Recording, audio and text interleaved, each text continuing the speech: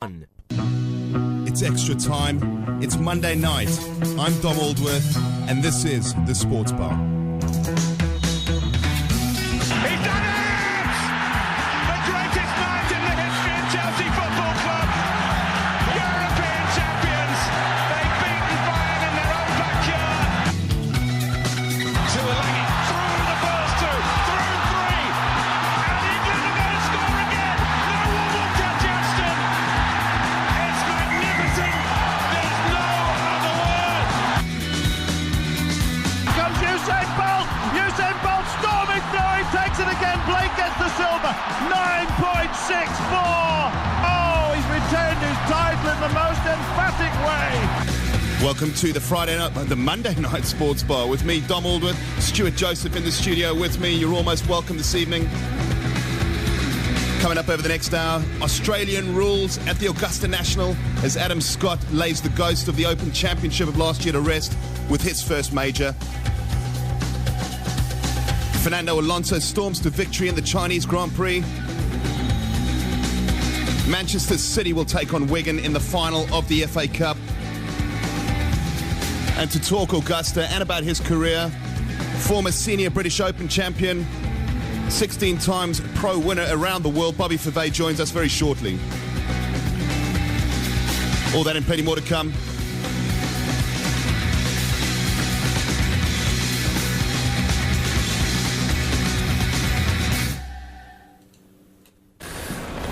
It's about 9:35 in the morning in Australia, from Sydney to Melbourne to Perth to Brisbane to the Gold Coast.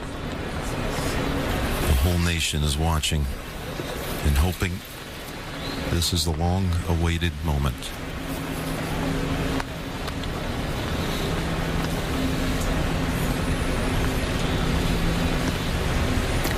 He won the Australian Masters just 5 months ago in November and won the gold coat. Now he has this putt for a green one.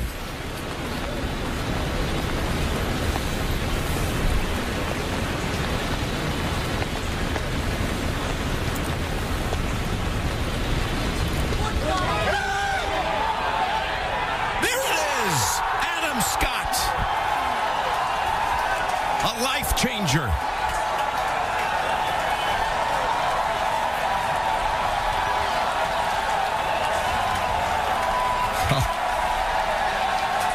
Unbelievable magical moment. He is now officially the Wizard of Oz.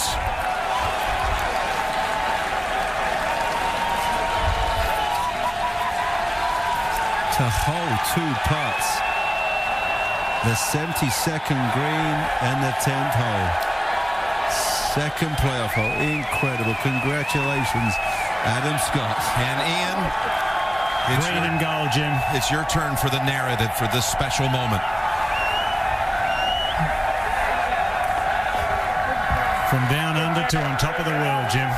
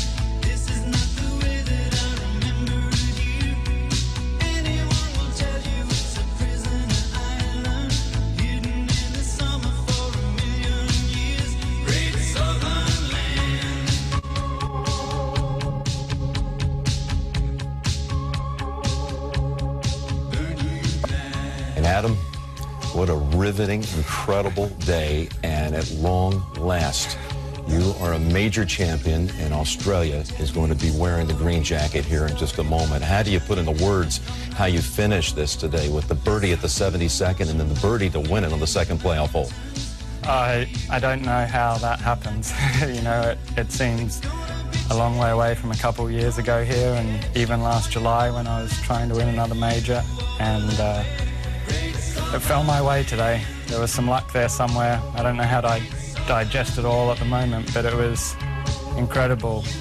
Bubba's an inspiration, and so is Tiang Lang. It's incredible to be in this position. I'm honoured. Well, as you know, the whole world is watching this right now. I can only imagine what it's like in Australia. You think of how long that country has been starved to have a Masters champion. You think of all of the great players who came before you, who have their fingerprints on your career. What do you have to say about that? Do you feel their presence here? Well, absolutely.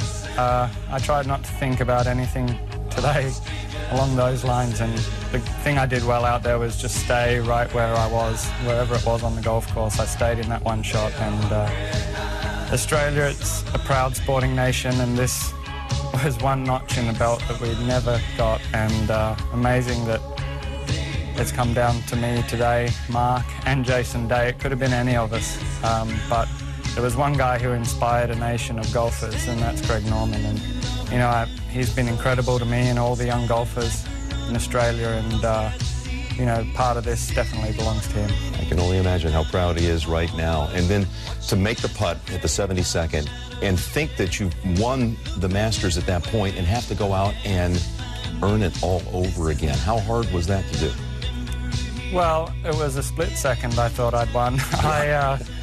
You should never count your chickens, but that was the part. You know, we've seen so many guys make it to win, and that was what I thought. It's time for me to step up and see how much I want this, and to make a couple putts to win the Masters tournament is just an amazing feeling. It does change a career. It really does. Congratulations. Thank you very much. That green jacket's about to be on your shoulders. Billy, it's that time. Bubba, if you'd please do the honor. Yeah. Adam, congratulations. Very proud of you. Thank you very much.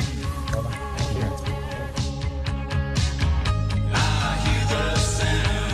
you. Well, fantastic there. Stuff from Adam Scott at the US Masters. Finally laying that goes to rest from the Open Championship of last year. Brilliant stuff there. First Australian to win the US Masters as well. He becomes the 9th Australian in all to win major championships. And without further ado, let's bring on our first guest for this evening. This gentleman has played in the US Masters before. He's a 12 times winner around the world. He is also a senior British Open champion. Without further ado, let's bring in Bobby Verwey. Bobby, good evening and welcome to the Friday Night Sports Bar. Dom, thanks very much for inviting me. Enjoy being here. Bobby, I have no doubt that over the last 4 days, over the weekend, you were in your armchair, glued to the television screen for yet another spectacular US Masters from the Augusta National. I really have to congratulate Adam Scott. He's been a great player for a long, long time. In fact, at one time, I think he took my niece out. That's Gary Player's daughter's daughter. Anyway, all I can say is, Adam, great win. I had some great friends in the past from Australia. Norman van Eyde, who's way before your time. Kel Nagel, who I actually named my son after him. And a major championship winner himself, Ken Nagel, as well, isn't he? Kel Nagel won the British Open in St Andrews 1 year, but one of my favourite people in the world, Kel Nagel. But Adam has been a great player for a long time. Not surprised that he won, and I would be very surprised if he doesn't win a few more. Probably the best swing in golf, and that long putt has obviously turned his game around. All I can say is, Adam, great win, fantastic. The only thing about it would upset me would be the fact that you're Australian and not South African. Well, actually, that was one thing I was going to talk about a little bit later on. But, I mean, obviously, there was two other players, Australian players in contention yesterday, Mark Leishman and, of course, Jason Day, who's a great young talent who plays particularly well at the Masters. We've seen him and Adam Scott performing particularly well there in recent times at the Augusta National. But he did pay tribute to Greg Norman, of course, who was the Open champion in 86 and 93, that he's obviously had a massive amount to give to young Australian golfers. What do you make of that? Well, I mean, Greg Norman came from a surfer to a great golfer. He's probably one of the best strikers of the golf ball of all time. I just don't think that in America, when he came to playing in the major tournaments, that he sung it too hard at his shorter shots. That's why he won British Opens, where you play three-quarter punch-down shots, and he was a great player, Greg Norman. What else can I say? Peter Thompson, another great player. And I think Adam's going to win more majors. He's really, really a fine player. How much do you think caddy now, Steve Williams, formerly of Tiger Woods' caddy, we know what a track record the New Zealander has. Do you think he's had a massive impact on the career of Adam Scott? I think he's helped him. I generally don't. In my career, I never paid a lot of attention to caddies, but I think a good caddy can help you. I always needed a caddy who could slow me down because I always got a bit too quick. And if you get a caddy who knows your problems or the faults that you have, and he can. I mean, obviously, Steve Williams is another New Zealander, won 13 or 14 majors with Tiger. He's been there before, so he's obviously helping him. And I honestly believe that Adam Scott will win more, Thomas. Will win more majors. Angel Cabrera almost became the second oldest man to win a major. He was the 2009 winner at the Augusta National, also the US Open winner as well in 2008. Heartbreak for him, but also you could have seen that I think he wasn't too disappointed the fact that if anybody else was going to win it, it was going to be Adam Scott. Well, let's be honest. Angel Cabrera, the last 3 or 4 holes of the playoff in the last 2 holes, I mean, he really was unlucky. He hit some putts and shots that were just, how they didn't go into was just unbelievable. But that's golf. That's what happens. I mean, Adam lost the British Open, which he never should have lost. But there you go. That's golf. We have to talk Tiger Woods as well, out in the doldrums for a number of years. 2008 was the last time that he won a major. It's been a long, long time now. Although he's performed very consistently, actually, the last 8 years at the Masters. I think he hasn't finished outside the top 6 in the last 8 Masters. 3 times winner on the tour this year. It does seem like he's put all of his problems behind him. A little bit of controversy there on day 2, which I think some people would like clarification from. But what did you make of that? Should he have been disqualified from the event? No. Well, I've always been a Tiger Woods fan, although I must be honest, I think he's on the wrong track as far as hitting the golf was concerned. Now, actually, although he's won 3 Thomas is here, he might never win another major. I said to Gary about a year ago, he might never win another major, but he is a great competitor. But I must be honest, obviously the one shot possibly cost him the golf time, because instead of, if it didn't hit the pin, he might make a 4, but he made an 8. But look, they say, he should have disqualified himself. Nonsense. The rule was there.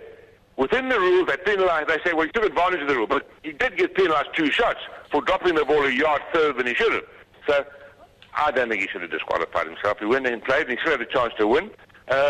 And he's a great player, and I think you're going to hear more of him. And I think he had the full support of his peers out there as well. And just something I dug up here, a change of rules in August 2011, Rule 33-7, which was announced in August 2011, protects a player from automatic disqualification after signing an incorrect scorecard.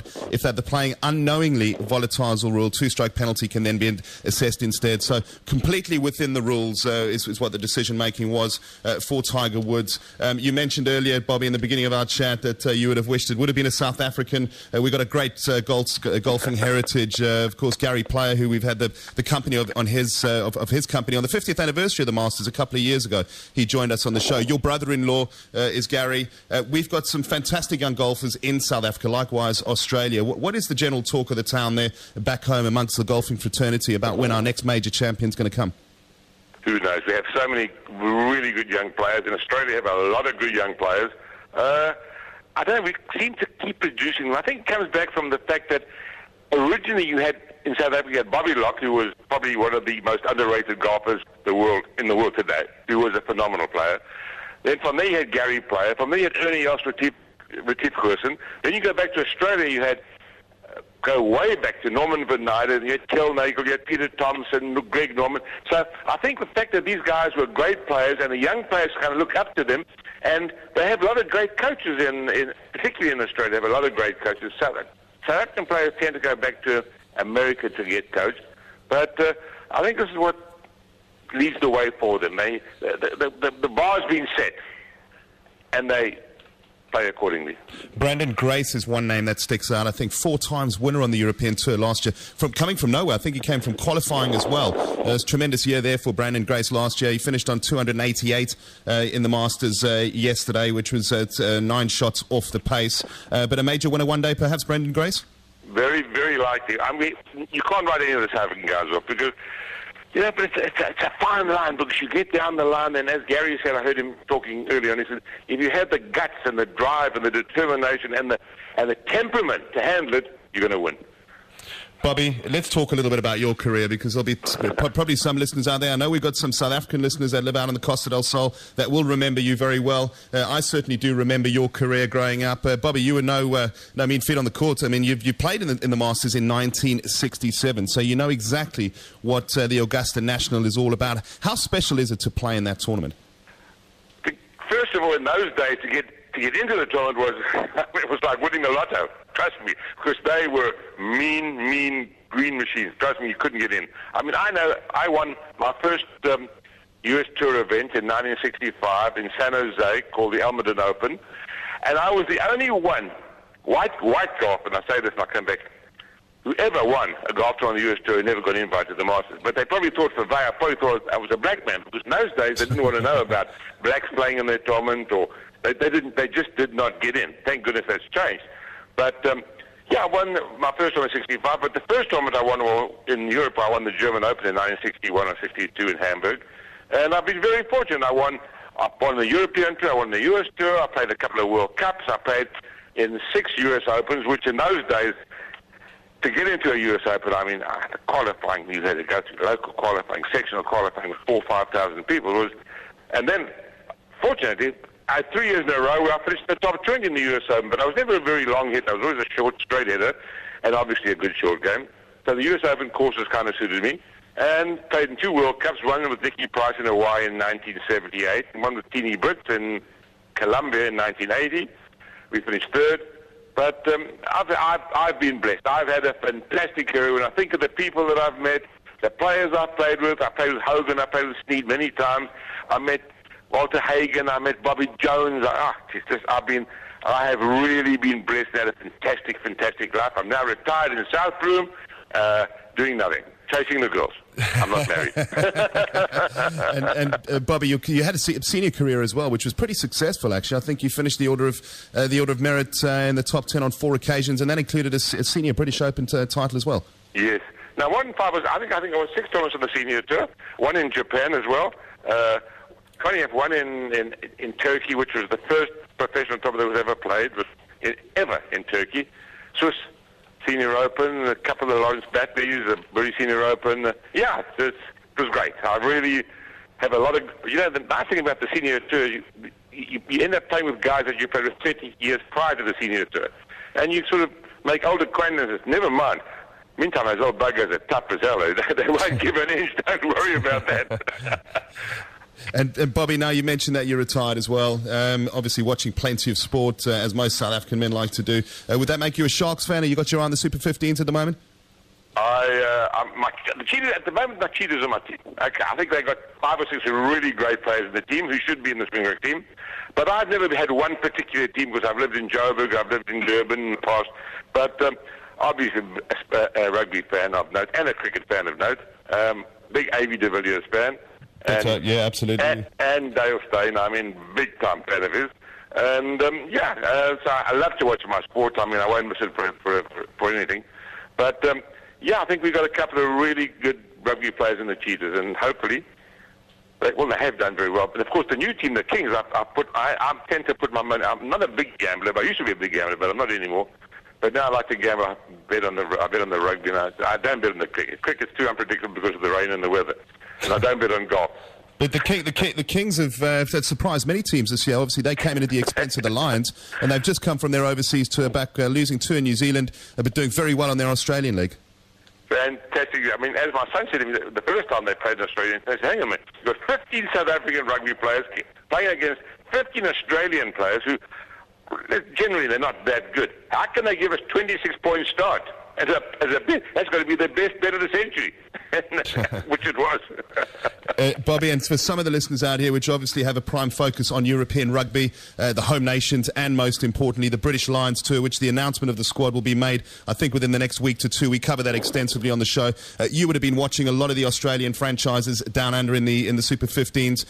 Is there any players of note, really, other than the ones that we know? Do you think the Lions will be going down under with a very good chance of a series win? I think it's going to be good. I wouldn't bet my life on the Lions, but I think it should be very close. Bobby, I'm afraid that's all we got time for. Thank you very much indeed for joining us. Great to hear from you. Nice talking to you once again. Congratulations to Adam Scott. Really, really a great ring. You deserved it. Cheers. Take care. Nice Cheers. talking to you. Thanks, Bobby. Bye-bye, Dom. Bobby Verwey there, former professional golfer, former Senior Open, British Open champion. Great win there, Stu. I don't know whether you had an opportunity to watch the golf on the weekend, but if you could stay awake until the playoff and the final, which I know I couldn't. The matchsticks broke under my eyelids before I had a chance to see it, but nevertheless, a great win by Adam Scott.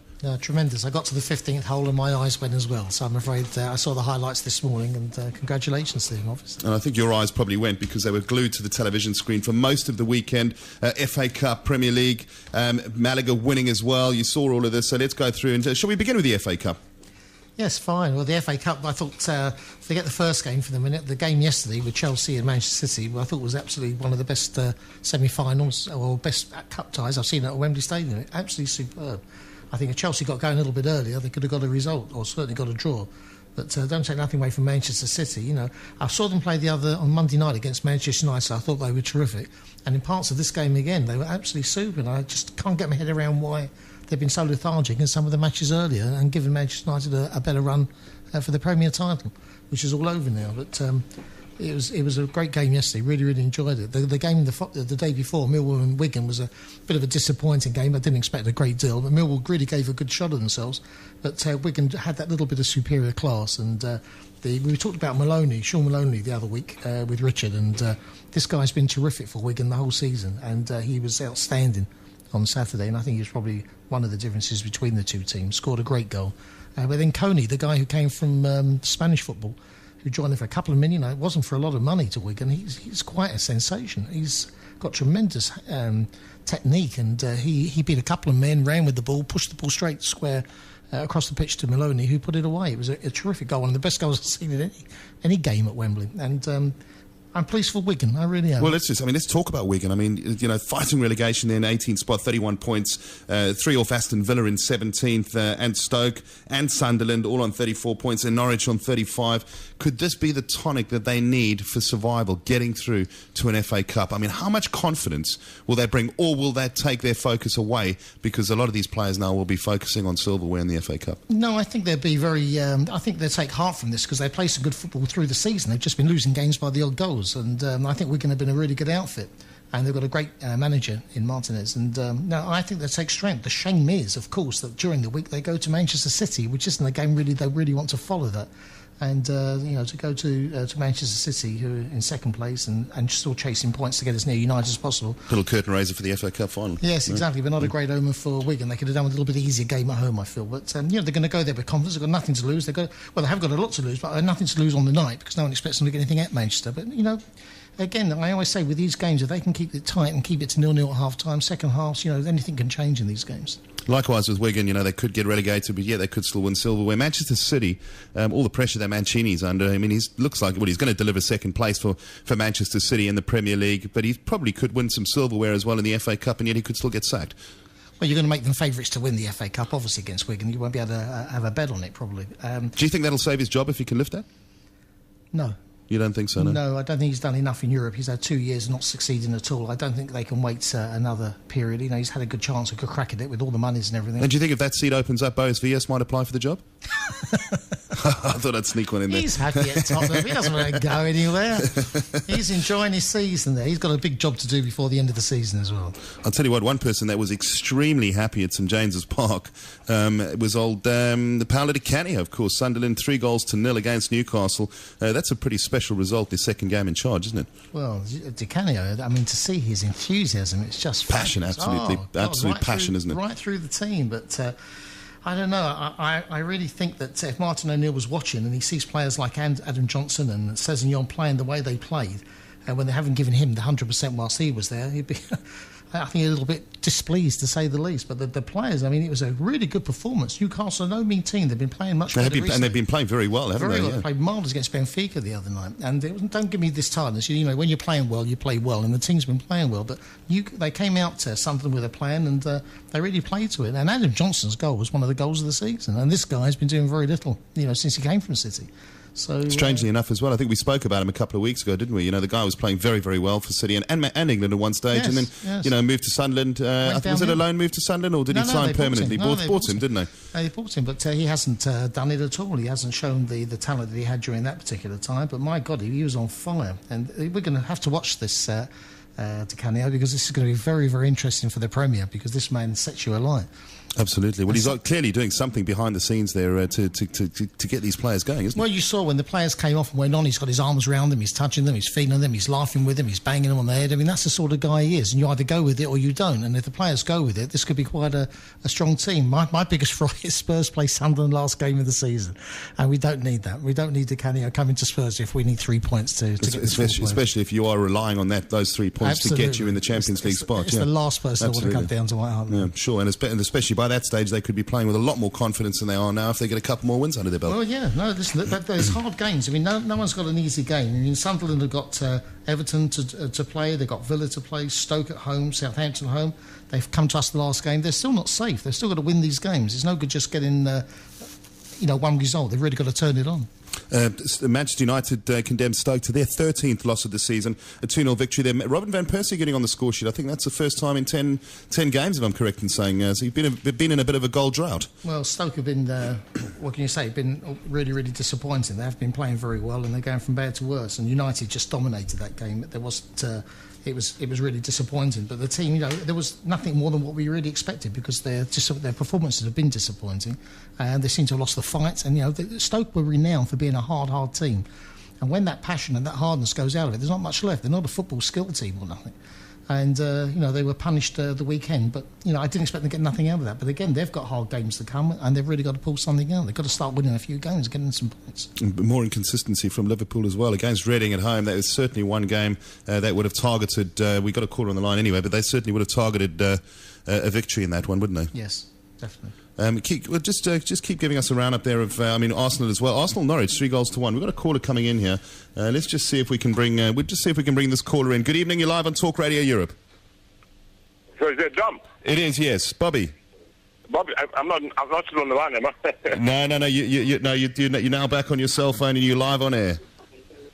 Okay, I just say enjoyed talking to you. Cheers, Bobby. Sorry, I was not quite that good at my talking. I had a couple of scratches before you phoned me. Anyway, just to say to everybody in Europe, I have a lot of friends there. Go well, have a great summer, and hope to see you guys again soon. Cheers. Take care. Thanks, Bobby. Cheers for that. Bye-bye, Dom. Sorry, we're going back there to Arsenal. Arsenal-Norwich 3-1. Arsenal are certainly racking up the points at the moment, aren't they? Well, let me just say one thing. I was a little bit loud last week over the Malaga game because I was very upset about You weren't loud enough. I was very upset with the refereeing, and then Spurs on Thursday night getting beaten on penalties really hurt.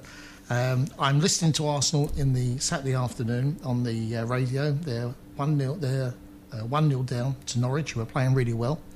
And then Matt Letizia, who's doing the commentary, watching the game, turns around and says, there's a penalty at the Emirates. I don't know how it's happened because the referee didn't see it and he was only 4 metres away, but the linesman, who's 60 metres away, has given a penalty.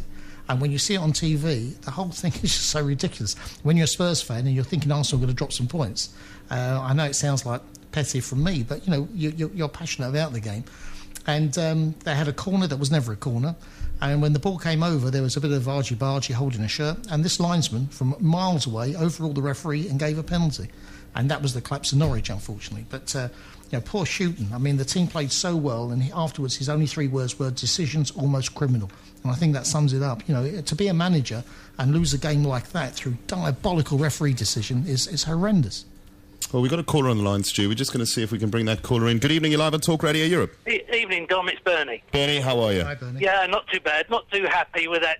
What can I do? I won't swear about that referee yesterday. Boy, what a gonzo.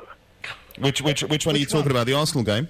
No, the semi-final. Oh, on Saturday. The penalty on the clear penalty on Torres. Yes. With the shirt being tugged right over him. When you consider what Arsenal got away with the joke penalty that they were given. You're so right, Bernie. I agree. And it was just a farce. I said to my wife, when I saw the paper on Saturday that the Foy was the referee, I thought, we've had it. We've got no chance with this guy. How many handballs were there? There were at least 2 clear handballs. Company should have been done. Then you had the two-footed tackle by Aguero, out on the side before he got clocked by Torres. You know, the referee was atrocious. And it's just like you said on Thursday about Malaga. You can't do anything about it, but Foy is useless. Chris Foy is one of the worst referees in the Premier, as far as I'm concerned. I've seen him at Spurs in a few games and on TV, and I just don't know where he gets his decisions from. You're entitled to be annoyed. You know, hearing you annoyed, now you can know how passionate I was with Malaga during the... Absolutely, no, I agree with you. So I listened to that game. The only thing I would disagree on that game is when I switched over from your side to the Spanish radio under Cero, the first thing they said immediately was Eliseu was offside. Yes. That's the only quibble I would have about that, is that the Spanish actually said it. Bernie, we had an argument about it. Wouldn't you have said that was played at such speed you couldn't quite see it? The referee was... You could give him the benefit of the doubt that the referee and the linesman didn't quite see it. Well, I didn't see it, but as I say, I was listening to your side, and then I just heard to hear what the Spaniards said, and that's what they said. Well, even on the playback, you had to watch it a couple of times to see that it was offside, unquestionably. Well, I only had to watch it once to see that it was offside. OK, I had to watch it a couple of times. You've got better eyes than he's younger than me, Bernie. How can you... This is the joke. How can Arsenal get a penalty? You know, and it's a dodgy penalty. It always is with them, because they always cheat. And then you get this thing yesterday, which was clearly a penalty, and he just waves it away. The amount of times he kept saying, referee... I listened to it on your station on the BBC, and I kept saying, it must be a definite booking or a foul. Oh, nothing.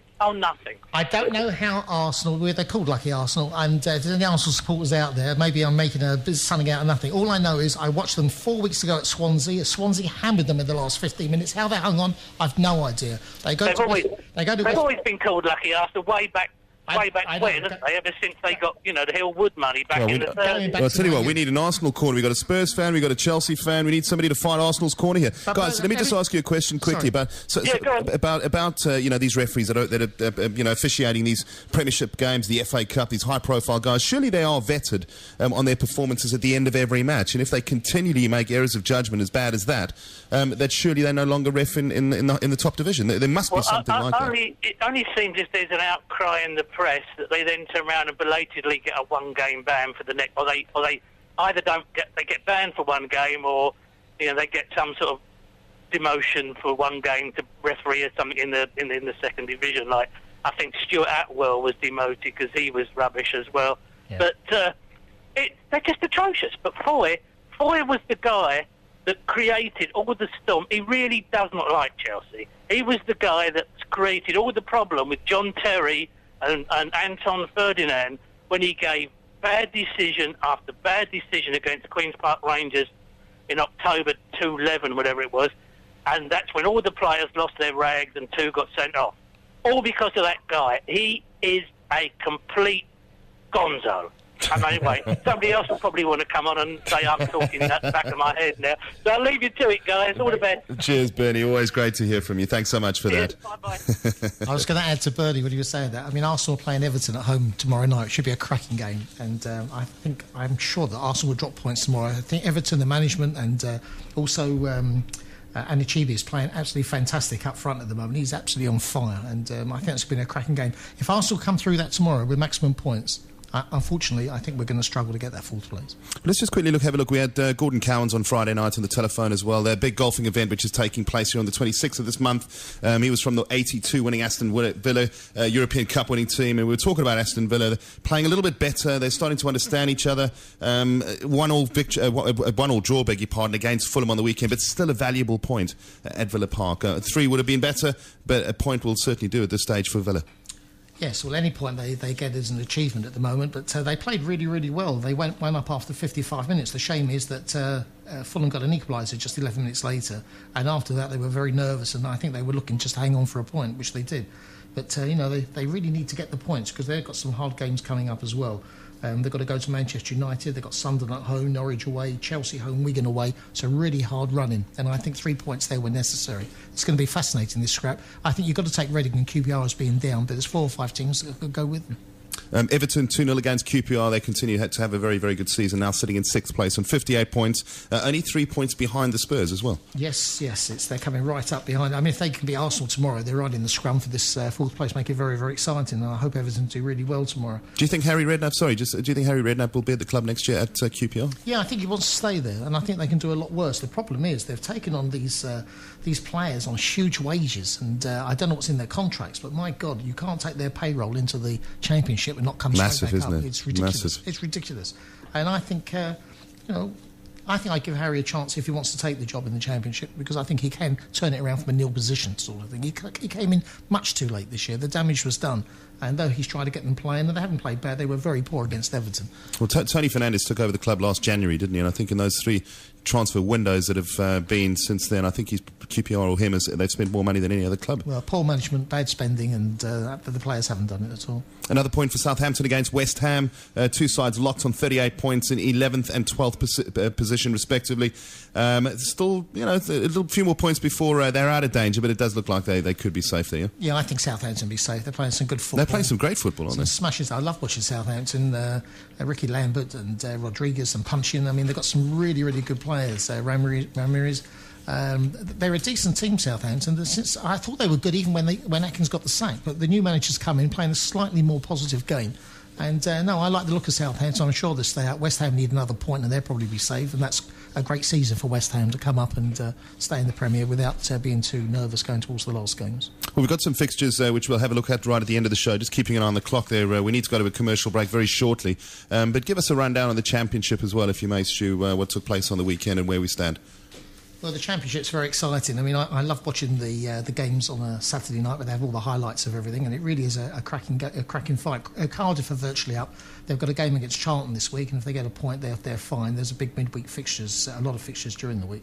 I don't know what's going to happen from the other teams, because you've got Hull City, Watford, Crystal Palace, Brighton, Bolton, Notts Forest, even Leicester, all in this run-in. There's not a lot of games going. There's only 4 or 5 matches left, and it's going to really depend on what happens over the next few games, I guess. But Hull City are going really well. They go to Wolves tomorrow. Richard isn't here to defend Wolves, but Wolves need points badly. But Hull, they're on a roll at the moment, and if they get another couple of points during the week, then I think they'll be clear to go up. Watford have gone backwards, unfortunately. I mean, they've had some wonderful form recently, but they've just seemed to have lost their way. They've only won 1 game in 4, in fact 1 game in 6. So, they've really come off the boil, which is a shame, because I come from that area and I'd like to see them do well. Crystal Palace, exactly the same. No one has really put their foot on the ball, and Crystal Palace haven't won for 5 matches, and they've been going so well up to this this recent stint. And it's going to be interesting to see how these last games pan out. But as I say, they've all playing each other over the last few matches.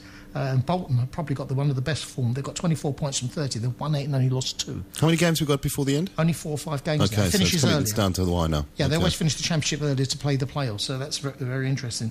But though Bolton are going very well, they've got Leicester away, Middlesbrough home, Cardiff away, Blackpool home. This division is a hard division. I think we said that if you get stuck in this division, you've really got a long, long season. You're playing 46 matches. You're playing loads of matches during the week as well. And you haven't got the big squads like the Premier, and you've got to keep rotating, what you have got available. And it's very, very interesting to see. It's going to break my heart if Wolves go down. It really is. They're second from bottom at the moment, and they've really got a challenge on now. Think about how much fun we could have with Richard if they don't. I'd be heartbroken. When I grew up, Stan Cullis, Wolves, anyone my age out there, they were the team. It just seems like a massive club to be in the wrong division, isn't it? They were massive. Billy Wright, you're going back to the great players that played for Wolves, and they had several players in the England team. I mean, they were a tremendous outfit. In fact, when the first televised matches were on TV, it was always going to Wolves. They were the first club with floodlights in the UK, and we used to get at least half an hour of something that was going on there. And it'd be tragic to see that. And also you've got Blackburn, who are in 20th place, only a point off the relegation spot. Now, if Blackburn go down, they were taken over by the Indian group, the chicken manufacturers or whatever. Yeah. I know the club's been running a bit strange. They've had managers in and managers out. I'm not saying nothing there, but all I know is that it'd be terrible to see Blackburn sliding down as well. These are teams we've been watching over the years, cementing themselves in the Premier. So we'll have to see what happens over the next only another couple of weeks, and the season will be over there. Okay, brilliant. Thanks for that, Stu. Just looking at the time, we desperately need to go to a commercial break, so we'll see you the other side of these. The Monday Night Sports Bar with Dom Aldworth. Well, welcome back to the Monday Night Sports Bar with me, Dom Aldworth, Stuart Joseph in the studio with me, you out there on the airways. Formula One fans, round 3 of the Formula One World Championship was at China on the weekend, and Fernando Alonso ended a 12-race winless streak by taking victory there. The 2005 and 2006 Formula One World Champion was the 31st victory of his career, but incidentally his first since July and the German Grand Prix. Alonso with 31 wins now is alongside Nigel Mansell, tied in 4th place on the all-time winners list. Michael Schumacher holds the record with 91 victories. Staggering amount of Formula One success there for Michael Schumacher. Alain Prost there quite far back on 51 and Ayrton Senna on 41. That's certainly a number that Alonso can keep his eye on. Kimi Raikkonen, winner in Melbourne, coming home second in his Lotus, underlying his credentials this year to take the championship. Lewis Hamilton starting from pole and just managing to hang on with very little rubber left on his tyres, holding off Sebastian Vettel into 4th place. But a pretty good start there for Lewis Hamilton in his career at Mercedes GP. 2 podium finishes now in the first 3 races. Sebastian Vettel, as mentioned, in 4th. Jenson Button in 5th. Felipe Massa. Daniel Ricciardo, his best Formula One finish in 7th in a Toro Rosso. Paul Di Resta, Romain Grosjean, Nico Hülkenberg in a Sauber. Sergio Perez coming in there in 11th. Next stop, Bahrain this weekend. 4 of the 9 races to have been held there is Ferrari wins. Alonso has won 2 of those, one of those, beg your pardon. Massa has won twice, and Schumacher won, I think, the inaugural one all those years ago in a Ferrari. Incidentally, Alonso has won there on 3 occasions, but 2 of those came driving a Renault as well. So it looks like Ferrari in a very good position coming into Bahrain.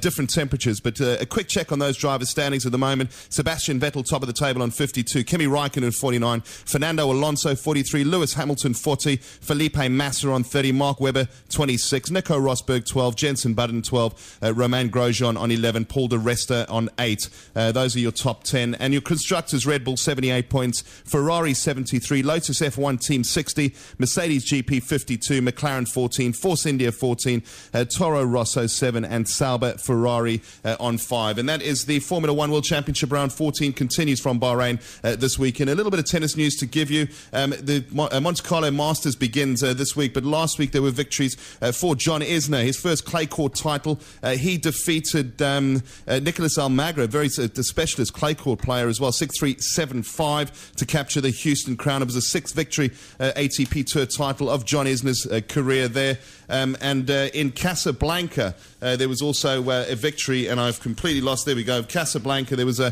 victory for Tommy Robredo, defeated Kevin Anderson from South Africa at 7-6, 4-6, 6-3. And Roberta Vinci defeated Petra Kvotova of the Czech Republic at Katowice 7-6, 6-1. A first singles victory there for Roberta Vinci. It's a pretty successful year for her so far. She's more of a doubles expert, winning the Australian Open alongside Sarah Irani from Italy as well, her compatriot.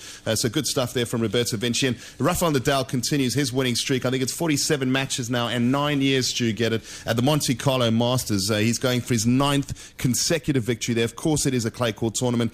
The season is now building up to the French Open. There is no better player the world has ever seen on clay, and with 3 victories now since his comeback, it looks good for a 9th title for Rafael Nadal beginning in Monte Carlo. What do you reckon?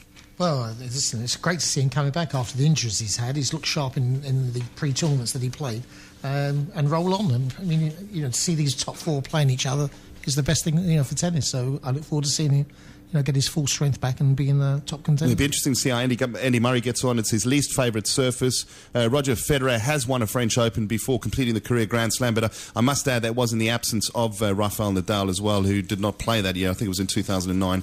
Novak Djokovic, we know, can play on clay as well. But it'll be interesting to see how Andy Murray gets on. For me, money's always on Rafael Nadal when it comes to that red clay surface. Let's just finish the show off with a bit more football as well. You wanted to dig a little bit deeper into some of the lower leagues as well. Well, I mean, we've got a chance to just very briefly on League Division 1. I mean, there's other people out there that don't just support the top teams, and Doncaster, Bournemouth, Brentford, Yeovil, Sheffield United, Swindon, they're all in the run to get promotion into the Championship, and it's an interesting running at the moment. Bournemouth are the team in form. They've won their last 7 matches and they're going strong in 2nd place, and the attendance is also in League Division 1. There was 9,000 at Brentford this week, 6,000 at Shrewsbury. There was 19,000 at Sheffield United. Tremendous attendances for the small leagues. And just briefly, in the Division 2, there's also a scrap going on there. Gillingham have just got promotion. Port Vale, Burton, Cheltenham, Rotherham, Northampton, Bradford City, all in with a run. It just depends how these last final games go. Is there anything about football that you don't know? I love the leagues. I used to, because my father used to play amateur football, I've always, for Leytonstone, they were a top amateur league many years ago, I've always followed the leagues outside the Premier. And I've always followed the teams. I love looking at the attendances on a Sunday to see the crowds that turn up, because that's your core fan base. You know, it's all very well United, Manchester getting 75,000, Spurs getting 36, Chelsea 42. But the people that turn out for these matches in the first division, and not so much the Championship, because there's some great teams there, I think it's fantastic. And it shows how strong our football is in England. It really is tremendous. Well, we've got a few more minutes left. Should we just cast our eye very quickly over what was fantastic, and that was up at La Rosaleda this weekend, and the fans turning out to applaud their side. They went out of the Champions League under controversial circumstances, and they registered a 1-0 victory as well against Osasuna, albeit in injury time, but a tremendous turnout by the fans and great support for Malaga Club de Football. Absolutely tremendous. In fact, that's the highlight of my weekend. I watched that game late on Saturday, and they were absolutely terrific, Malaga. I mean, after coming back from Dortmund, they must have been so down. The management have done fantastic to get their head around the game. They've come out, they gave 100%, and it would have been a tragedy if they hadn't got a goal. I know it was in the last minute through Baptista, but they really, really deserved it. But what was so wonderful was the crowd. The crowd was just magnificent. They got all the officials to line up, and the manager and the players, and they got a real wonderful ovation, and they deserved every minute of it. And that was a great result. It takes them up to 5th place, but they go to Valencia this weekend, a really, really hard game on Saturday. And level on points with Valencia, who are just behind, on 6, just behind them. Yeah? Yes, this is a hard game. I mean, it'd be nice if they released the problem of not qualifying for Europe. I mean, if they could get a place in the Europa League, I think that would be a fantastic season for them, because Real Sociedad won again the weekend, and they're just drawing away a little bit. Okay, and then we've spoken very briefly about the other leagues. Bundesliga, we're not really paying too much attention to. That's already been won. PSG winning on the weekend and Marseille drawing. The gap there now is 9 points, so it looks like PSG have got that one sewn up. But it could be a little bit interesting in the Italian league tonight. AC Milan drawing with Napoli on the weekend. And then tonight you have Lazio, who are hosting Juventus. I think a victory there for tonight for Juventus should see them lift another title, a consecutive title there for them. But a loss, and a Lazio win could make things a little bit more interesting. It could do, but I don't expect it. I think Juventus, they've got an 8-point gap. I can't see much happening now, personally. But there's still 6 games to go, so, as you say, if Lazio can turn it around and they drop a few points, the other teams win, you never know. AC Milan have come off the ball a little bit recently. They're just drawing. But the tragedy for Italian football was Inter Milan. They lost the last 3, and they're in danger of not qualifying for Europe at all. Shocking season for Inter Milan, isn't it? Absolutely terrible. I mean, that was really, really bad. Well, we've got about a minute, Stu, and we've also got Premier League fixtures taking place this week as well. Well, we've got a big game tomorrow, which is obviously the match that I'll be looking to, which is the Arsenal game, Arsenal and Chelsea. I mean, I don't know what people think. I think it's going to be a really, really hard game. I think Arsenal are going to have their comeuppance tomorrow. I certainly hope so, because they need to drop some points quickly. But there's some great games ahead for the weekend as well I'm looking forward to. And I just think it's a great finale to the season. We've got some great matches. It could go either way. We don't know what's going to happen, and that's what makes it so interesting. I'm sure on Friday night we'll discuss all the matches for the weekend. Absolutely, and your boys are back in action as well. They had a rest weekend because of the FA Cup, exactly the right time that your guys needed it to try and get some of those injuries sorted out as well. Well, they can't try to find some news tonight, but I can't find any news on the injuries. But hopefully, I think hopefully they'll be fit. If we get Defoe back and get all the boys bailed back, and we've got that strength in depth a little bit more, I think we can turn Manchester City over. It's going to be a wonderful atmosphere there, and it's a game we have to win. Well, as usual, Stu, it's been fantastic to have your company. Thanks to everybody that listened out there. Thanks to Bobby Verwey as well. That's all we've got time for this evening. We're back live again from 7 p.m. on Friday night. And Kenny's up next. Have a great sporting week. Radio Europe, on the hour. Live international news from Sky.